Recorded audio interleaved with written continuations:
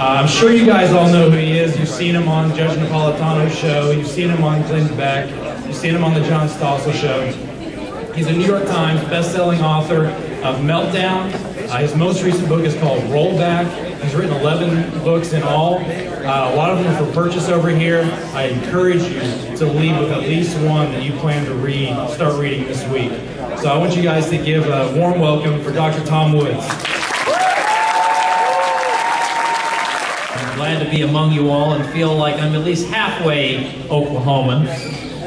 I want to point out that I have a special guest here with me tonight, and it's the first time she's ever taken a road trip with me to go on one of my speeches. My eldest daughter, almost but not quite 9 years old, Regina Woods, sitting here in the front.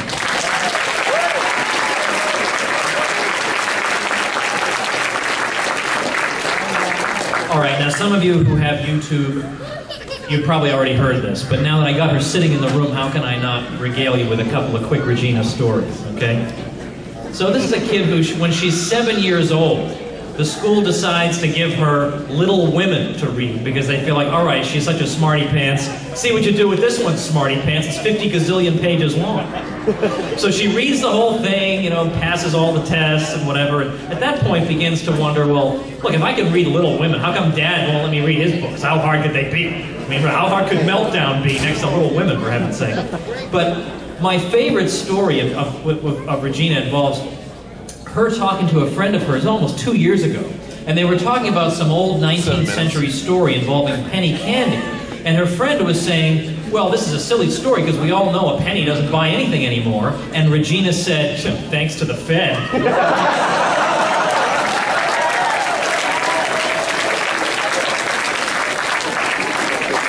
And then in 2008, so she's only 5.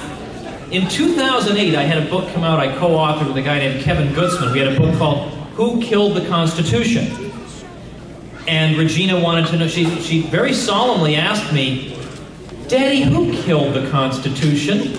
And then I said, well, it's kind of complicated. A lot of people were involved. And then she looked at me with sort of panicked look. She said, was it John McCain?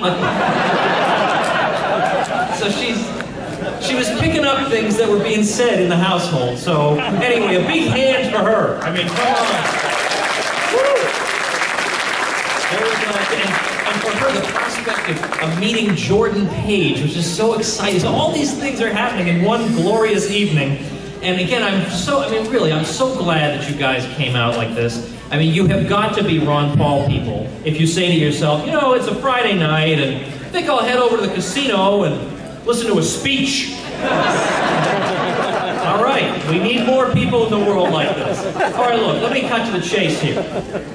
I think we all know what's going on here. The establishment likes elections that it can't lose. That's what it likes. It likes Dole versus Clinton, for example. See, that was the year that I finally said, I'm just not doing this anymore. I refuse to get excited over Dole versus Clinton. They can't lose that one. Now, I wasn't always so astute. 4 years earlier, in 1992, I was 20 years old. Yes, you're doing the math. I'm turning 40 this year. I don't want to talk about that. Anyway, 1992, I was on my way to becoming the vice president of the Harvard College Republicans, which is, of course, a group of like 3 people. So it's easy to be the vice president. You got a president, a vice president, and a treasurer. That's pretty much the whole thing. Nobody bothers to keep the minutes, so no need for a secretary. So there I was, 1992, the election results are coming in. Bill Clinton is declared the winner. I had my first beer ever. I mean, talk about a dork. I was 20 years old when I drank my first beer, and it was because I was so sad that that great champion of freedom, George H.W. Bush, had been defeated. I mean, you know, so I'm not saying that we should be contemptuous of people who disagree with us. It takes everybody at his own pace figures things out. And I was in the process of figuring things out, but what they want more than anything else is Romney versus Obama. That's what they would love more than anything else, because they can't lose that. So, I mean, Romney, you know, his top donor is Goldman Sachs, and then in 2008, Obama got more money from Goldman Sachs than all Republican candidates running for all offices combined. So it doesn't matter. It doesn't matter. Wall Street candidate A versus Wall Street candidate B. That's what they like. And we are the people who are shouting stop to that. That's what we're about. That's why we're here.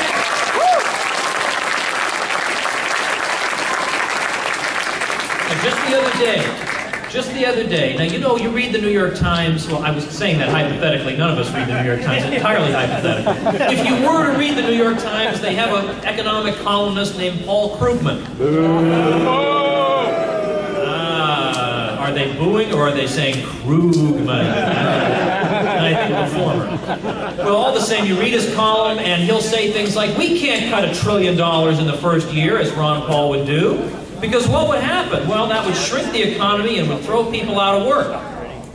Well, here's what Mitt Romney just said at a town hall in Ohio. He said, I'm not going to cut $1 trillion in the first year. Really, Mitt? You don't say. Really? I had no idea. Well, why not? He says the reason is, taking $1 trillion, this is his exact words, out of a $15 trillion economy would cause our economy to shrink and would put a lot of people out of work. So he's Paul Krugman, right? He's Paul Krugman. So, yeah, I know, we're supposed to be, yeah, I know, Obama's a bad guy, I got it, okay? I hear ya, I know Obama's a bad guy. But replacing Obama is not an end in itself if you're replacing him with another crummy Keynesian who's got exactly the same views on the economy.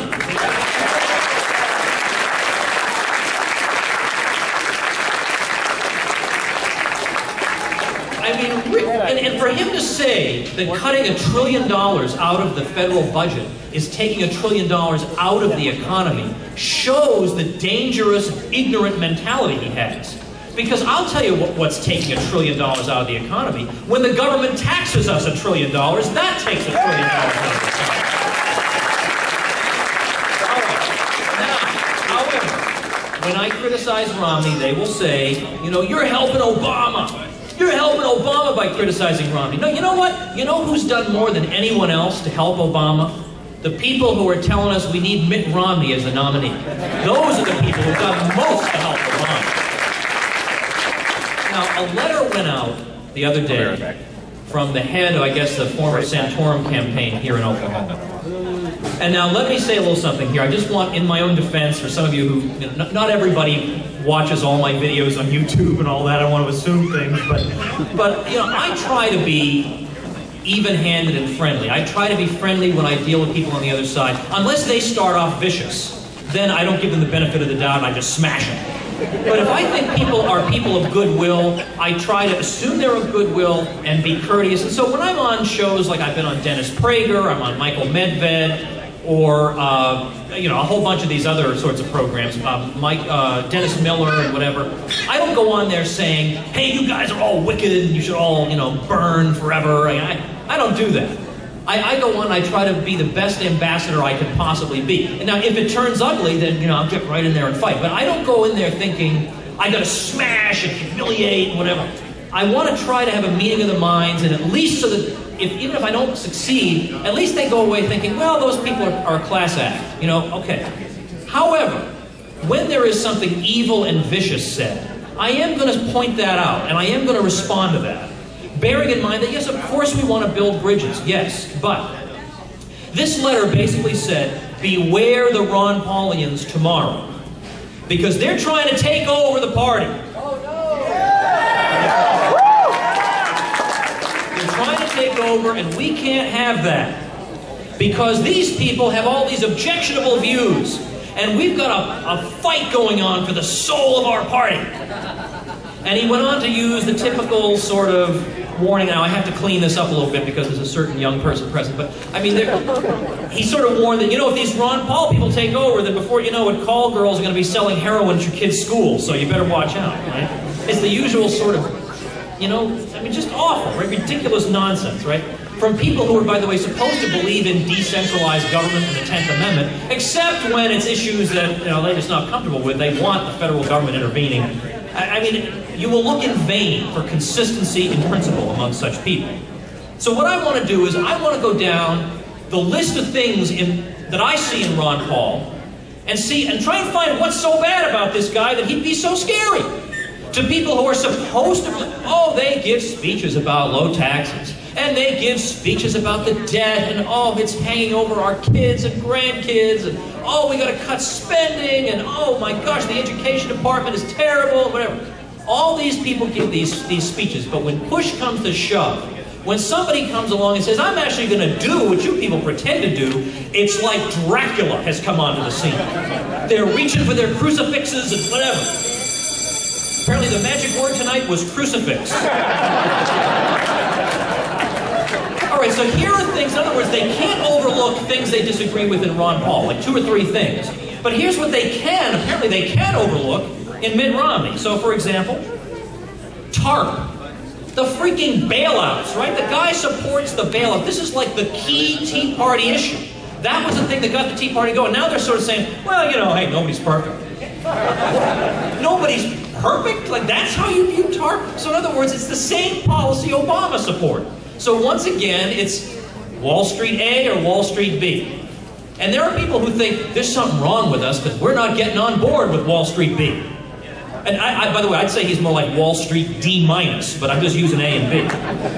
All right, then what about education? They're all against federal involvement in education. That local schools should be run by local parents. All right.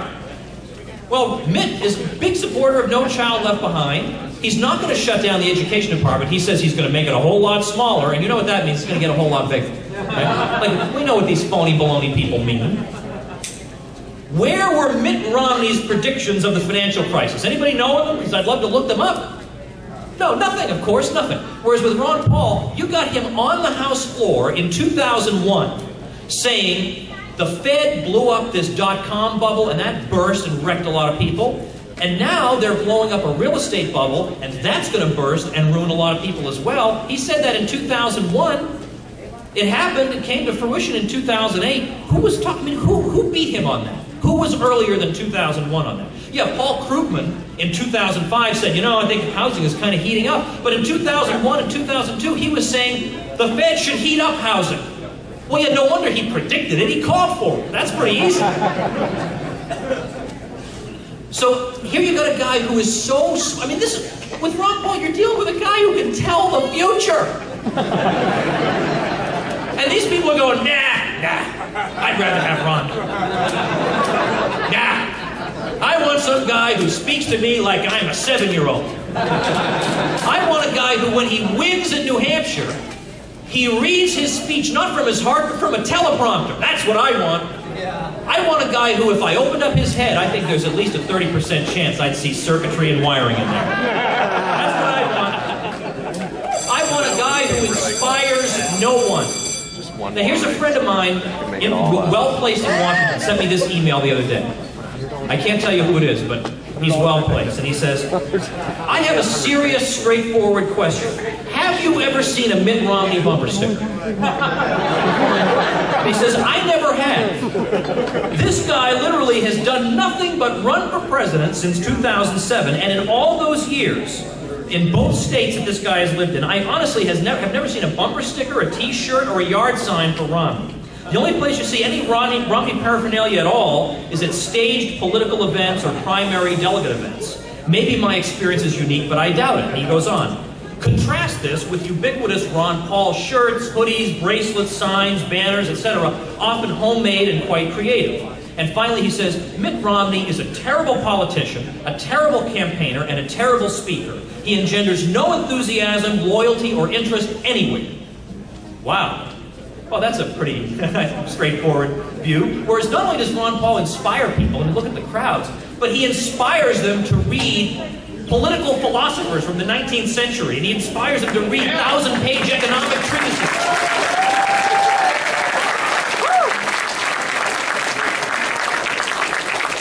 These kids' own parents can't get them to do this. Their professors can't get them to do this.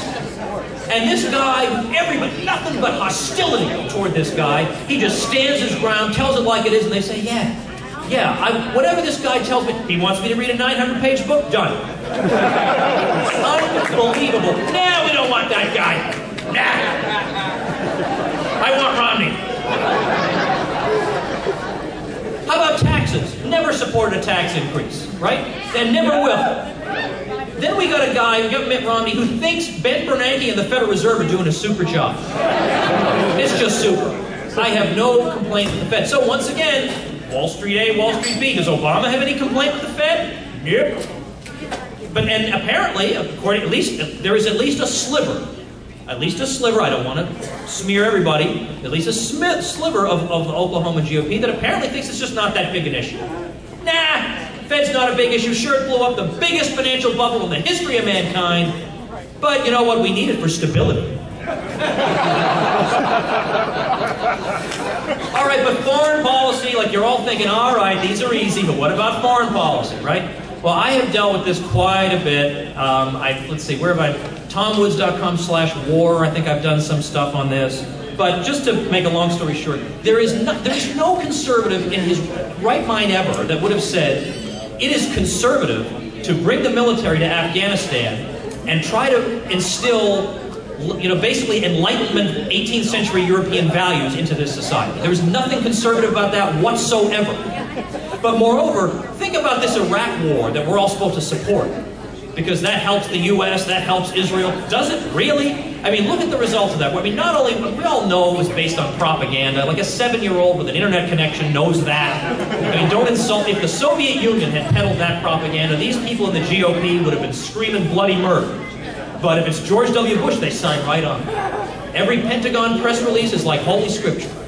I don't believe anything the federal government's telling me, but it's war propaganda? A-okay. Not going to question any of that. But look at the results of it. Now, instead of having a totally contained, as Colin Powell and Condoleezza Rice both admitted, in quotations that have since fallen down the Orwellian memory hole, Hussein was totally contained, a threat to nobody, a secular dictator. Now they have an Islamic regime whose constitution pledges fidelity of all their laws to the Quran, and it's a Shiite regime friendly with Iran, and that's supposed to be a better outcome. That's great! Now we're much safer. Now you raise that with them and they say, well, who could have predicted that? Well, you know, there's a certain guy running for president who predicted exactly that. This is exactly what's going to happen with your war. You're going to be $1 trillion poorer. You're going to have all this death and destruction. And now, as it turns out, we've got an epidemic of suicide throughout the military, all kinds of casualties. And the result is going to be a worse situation than you started with. And meanwhile, the best they can come up with at Free Republic, so-called, is, well, who could have predicted that? Any conservative worth his salt predicted that, is the answer to that question. In a way, it's like, you know, maybe you have the same feeling I do. It's so freaking obvious that Ron Paul is like a statesman for the ages. And he's being put up against these moral and intellectual pygmies like Tim Pawlenty, and people can't see the difference? Like, you wonder, is it me?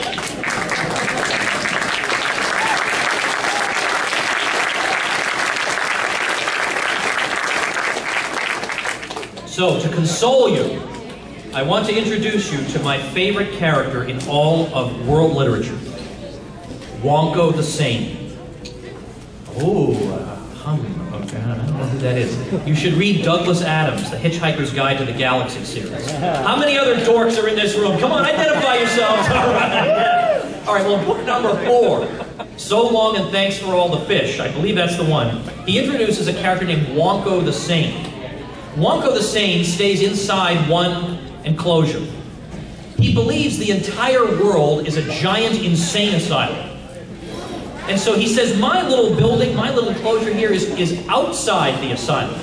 People in the rest of the world are inside the asylum. And to some degree, I feel like Wonko the Sane half the time. Like, for example, the fact that it's taken so long for the Federal Reserve to become an issue, when you look at every up and down we've had in the 20th century, you look at the Great Depression, you look at these other fluctuations, you look at the 1990s going into 2000, you look at the housing bubble, and it's always preceded by Federal Reserve credit expansion. The stagflation of the 1970s, it's always, always, always that. I mean, in 1928 or 27 or 28, the head of the Federal Reserve Bank of New York said to a couple of other central bankers in Europe, we're about to give a coup de whiskey to the stock market. Yeah, how'd that turn out? Right? Because eventually the stock market sobers up from that. So its fingerprints are on every one of these business cycles, and yet every time people say, gee, what's causing these? What the heck is causing these ups and downs in the economy? What could be similar about all of them? I mean, I just don't know. I mean, are they all starting in July? Or is it like a half moon? Like, what? It's the Fed. What is the... Or how about this? Alan Greenspan, one of the most disastrous Fed chairmen ever. And I mean, that is a coveted prize, right? I mean, a disastrous Fed chairman. It's like a redundancy. But here's a guy, he goes on 60 Minutes. And I don't know if he's talking to Leslie Stahl or Diane Sawyer, I forget who it is. But she plays a clip of him testifying before Congress. You can't understand a word this guy's saying. It's all gibberish. And she says to him, what did that mean? And he basically says, well, you know, he admits that he was blowing smoke to throw Congress off the trail, basically figuring that congressmen don't know anything about the Fed, so you just throw some words around and they'll feel like, oh, okay, well, you know, sorry we asked. He even called his own tactic, he called it syntax destruction. So he admits on national television that I was just blabbering about nothingness to your elected representatives. I'm not an elected representative, I'm some jerk who used to, a former saxophone player in charge of deciding what interest rates should be. And this doesn't terrify anybody. Wonko the same. That's who we all are. We're all Wonko the same. And right now, we are outside the asylum, in this room, right here. Or the war propaganda. I mean, come on. Everybody in the world knew that the phony baloney war propaganda for the Iraq war was phony baloney war propaganda. And then the argument the neocons make is, but all the other intelligence agencies thought that Saddam had... Yeah, because they're getting their information from the U.S. You dolt? I mean, obviously they all think that. They're getting their information from the same liars, of course. But when you think about the human cost of this, and I used to be totally oblivious to this when I was younger, I used to think of U.S. military intervention, I used to think, yeah, this is like an awesome video game I could watch from my house, and yeah, this is great. But then you realize that, especially in a case like this, where these people who are being attacked, they haven't done a thing to us. They couldn't do a thing to us. In Afghanistan, the vast majority of these people, if you interview them, they don't even know 9/11 occurred. They never even heard of this thing. I mean, these are real, these are human beings. This is not garbage. You can just treat like garbage. And these people who dare to call themselves conservative, which was once a dignified name for humane and civilized people, like Russell Kirk, who would never, in his worst nightmare, have endorsed this type of war propaganda. They just accept this. They lecture us about moral relativism. You libertarians are all moral relativists. You think you can make up your own morality. And yet, when it comes to foreign policy, they are the biggest moral relativists of all. If the U.S. government tells me it's okay, then darn it, it's okay. They must have some inside information or something. But don't even tell me about it. Don't even tell me, I don't even want to hear it. And you wonder, am I the only sane one here? Now, why do we feel this way? The reason is we belong to and we constitute the remnant. Now, Ron Paul speaks about this once in a while, and I want to finish up by explaining what he means. The remnant is a reference to a great essay by Albert J. Nock, this old right figure from the middle part of the 20th century, the first half of the 20th century. And Nock wrote this famous essay, beautiful essay, called Isaiah's Job. And now Nock, to my knowledge, was an agnostic. He was not a religious man. But he borrowed Isaiah from the Bible. And he renders the instructions that the Lord gives to Isaiah in sort of modern American vernacular. And I'm going to share this with you now. And as I share it with you, it's going to become clearer and clearer exactly who we are and what our role is. So, this is Nock. The Lord commissioned Isaiah to go out and warn the people of the wrath to come. Tell them what a worthless lot they are. He said, tell them what is wrong and why and what is going to happen unless they have a change of heart and straighten up. Don't mince matters. Make it clear that they are positively down to their last chance. Give it to them good and strong and keep on giving it to them. I suppose perhaps I ought to tell you that it won't do any good, the Lord continued in the vernacular of Nock. The official class and their intelligentsia will turn up their noses at you, and the masses will not even listen. They will all keep on in their own ways until they carry everything down to destruction, and you will probably be lucky if you get out with your life.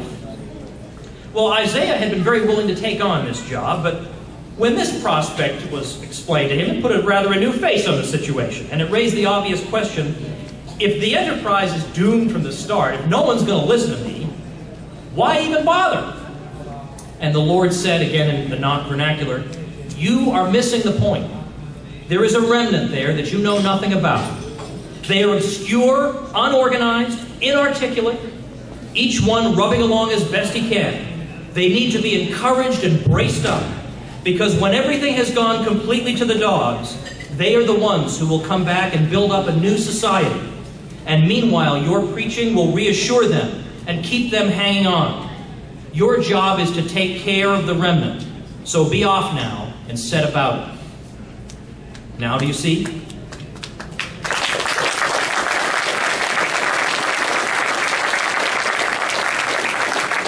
some ways, we are all following in these footsteps. Now the temptation, which is always there, is to reach as many people as possible by watering the message down. But by doing that, you accomplish nothing and you repel the remnant. You can change minds. That's not ruled out. But it's self-defeating to do so by diluting the message.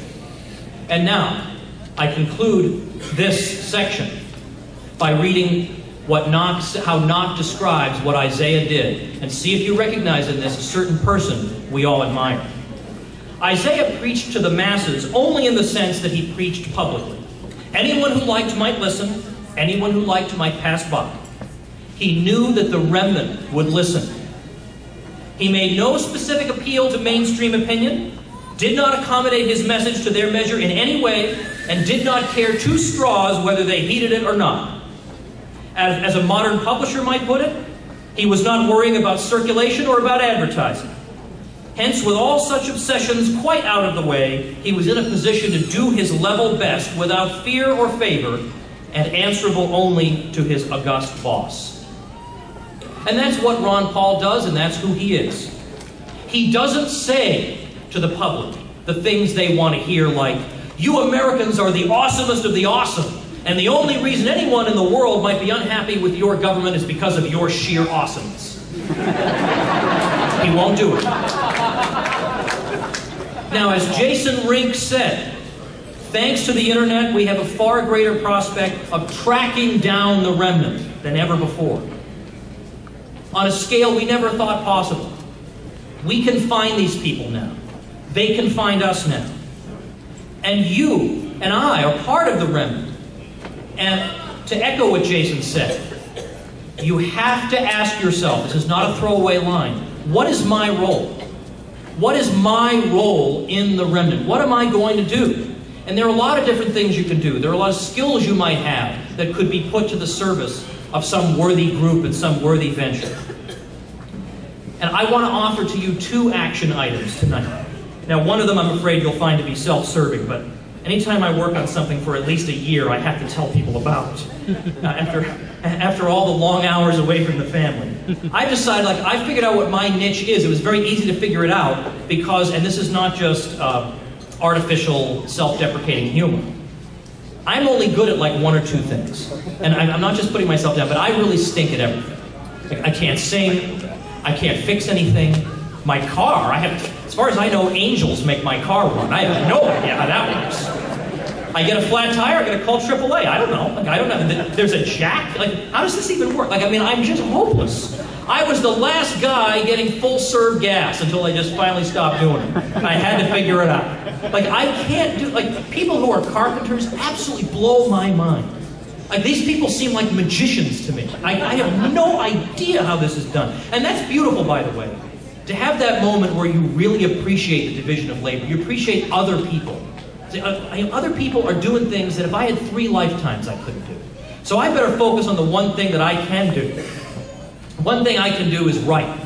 I write like crazy. I can't stop myself. I write and write, but also I explain things. This is one thing I'm going to take credit for, is that because I was the guy who in high school, whenever there was a basketball player that was at risk of being kicked off the team for academic reasons, they'd send him to Woods. Woods will teach that guy math. And I would sit down with the people on the women's team, the men's team, and I would teach them the math, and they would pass. And the coaches thought, okay, I used to want to make fun of this guy and give him a wedgie, but now I gotta hand it to him. He's saving my players. This guy, I don't know what he's doing. But basically the way I do it was just, I thought to myself, when I was trying to understand this crazy stuff, What was the stuff I wish my teacher had said to me from the start so I wouldn't have had to have 3 hours struggling to figure it out? What were the things I wish, if only the teacher just said this to me from the beginning, I would have gotten it. Well, I just say those things to people, and they say, oh yeah, well, my teacher didn't explain it that way. All right, I can explain things. I can write and I can explain things. So what I've been working on is something that I just premiered last month, because I figure not anytime soon are the universities going to stop teaching propaganda, and the high schools are going to stop teaching propaganda. So I thought, instead of just whining, hey, the universities are teaching propaganda, that stinks, get off your lazy behind and do something about it. So I thought, I'm going to do something about it. I'm going to get on the internet, and I'm just going to teach people U.S. history, the real, actual thing. And I'm going to have friends that I trust teach real European history. And I'm going to have friends that I trust teach real economics. And just go over the heads of these propagandists so that anybody sitting anywhere in the world can just turn it on and bang, it's right there. That's my niche.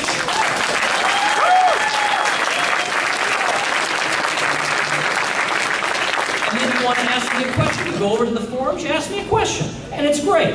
And it's just great. And you can listen to the stuff in your car. I hate wasting time in my car. I'm on this earth for only so long. I want to learn everything there is to know. I don't have time. Like, I want to learn something all the time. Here you go. So my first action item is a personal favor to me. I am asking you to pay a visit to my new site, libertyclassroom.com. The second action item is a personal one for you, and it amplifies Jason's message. You have got to figure out what your niche is, because we don't have room for spectators in this. Because we are the remnant. We are, by definition, a minority. So that means each one of us has to have an effect disproportionate to the number one that we represent. And so, what do we need? We need animators, we need graphic designers, we need writers, journalists, bloggers, activists, organizers, delegates, all these different things, and more, many other things. People who could just do practical things with their hands. Well, whatever. There's always something. And there are organizations that need help and that are doing worthy things. The 10th Amendment Center, the Foundation for a Free Society, Jason Rink is involved in. All these different groups. They all need help. And we've got the talents. I mean, good grief, the Ron Paul movement has got so much talent. So many weird and bizarre talents, too. It's incredible. We've got to use them. Think of how we can use them. But the one thing we will not do is stop fighting, because a system that yields us a choice between, which is what they want a choice between Barack Obama and Mitt Romney, saying that these two are the best of America. That's an insult to you, it's an insult to me, and it's an insult to the great patriots who served this country in the past.